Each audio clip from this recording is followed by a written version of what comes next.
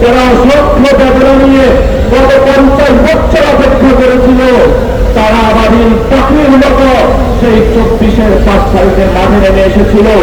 একটি উদ্দেশ্য, আমরা একটি নতুন বাংলাদেশ চাই।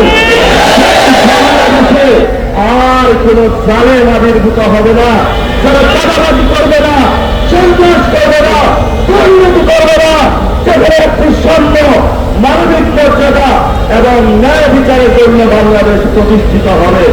আপনারা জানেন, আমরা 11 দলীয় জোট গঠন করেছি। বাংলাদেশের সার্বভৌমত্ব রক্ষার গ্রহণ করা হয়েছে। আজকে আমাদের নির্বাচনী একটি কেন্দ্রে চাপাতি এবং ছুরি দিয়ে 4 জন ভাইকে আহত করে তারা পালিয়ে গিয়েছে।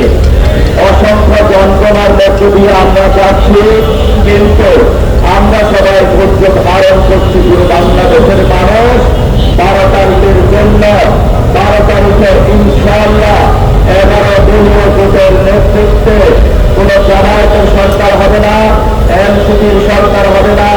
বাংলাদেশের 18 কোটি মানুষের 12 তারিখের পরে